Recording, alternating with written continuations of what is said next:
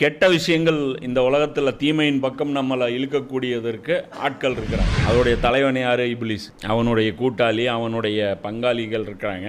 அவங்க எல்லாரும் என்ன பண்ணிடுறாங்க? அவங்க கெட்டதின் பக்கம் இழுக்கிறாங்க. அதே மாதிரி அல்லாஹ் என்ன பண்ணுறான்? அவங்க அந்த அந்த அந்த கெட்டதின் பக்கம் இழுக்கிறவங்க கூட பார்த்தீங்கன்னா அவங்களால வலுக்கட்டாயமாக எந்த ஒரு செயலையும் நம்மளை செய்ய வச்சிட முடியாது. அவங்க ஜஸ்ட் ரெக்கமெண்ட் தான் பண்ணுவாங்க. ஒரு இப்லீஸ் நம்ம தொழுகைக்கு போயிட்டு இருக்கோம், நடுவில் இப்படி குறுக்க நிப்பாட்டி முடியவே முடியாது, டேக் டைவர்ஷன் அப்படின்னு போட்டு அந்த இடத்துல பேரிகேடு போட்டு உட்காந்துட்டு இருப்பான். அப்படிலாம் ஒன்றும் பண்ணிட்டு இருக்க மாட்டான். மைண்டில் வேறு ஏதாவது சிந்தனை வரும், அதை தூக்கி போட்டு தொழுறதை விட்டுட்டு வேறு பக்கம் நம்மளாக போவோம்.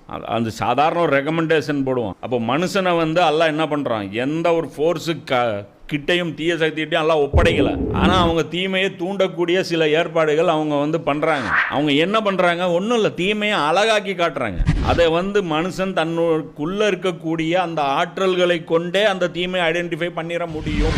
அதை வைச்சு அவன் ஃபைட் பண்ணி, இல்லை நான் இந்த தீமையின் பக்கம் போக மாட்டேன். ஸோ அந்த மாதிரி தீமைகளை அழகாக்கி காட்டக்கூடிய சில பேர் இங்கே பூமியில் இருக்கிறாங்க. அவன் பார்த்தீங்கன்னா அது இப்லீஸ். அவன் சொல்கிறான், அதற்கு அவன் கூறினான், என் இறைவனே, நீ என்னை வழி தவற செய்தது போன்று நிச்சயமாக நானும் உலகில் அவர்களுக்கு கவர்ச்சிகளை ஏற்படுத்தி அவர்கள் அனைவரையும் வழி தவற செய்வேன். இது 15வது அத்தியாயத்தில் 39 வசனத்தில் அல்லாஹ் சொல்கிறான். இப்போ இந்த மாதிரி நான் செய்வேன். அவங்களுக்கு என்ன பண்ணுவேன்? கவர்ச்சிகளை ஏற்படுத்துவேன். அவன் செய்கிற செயலை வெரிஃபை பண்ணி காட்டுவேன். அவன் தப்பு பண்ணுவான். அவன் தப்பு பண்ணுறது பெரிய பெருமானே நோக்கம்.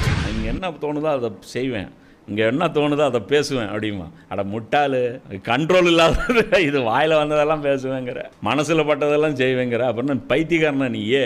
இதை பெரிய ஒரு சாதனையாக நினச்சிட்டு. அப்போ அந்த க்ளோரிஃபை பண்ணி காட்டுறது ஒரு தீமை. ஒரு படம் இருக்குது, அதில் ஹீரோ அப்படியே அருவாள் எடுத்து வந்தோம்னா அப்படி தலைவர் அப்படி சுற்றுறாருல, அதே மாதிரி நம்மளும் சுற்றணும். அது க்ளோரிஃபை பண்ணி காட்டுறது. ஒரு கொலை பண்ணுறது க்ளோரிஃபை பண்ணி காட்டுறது. இதுதான் இப்லீஸ் பண்ணுறான்.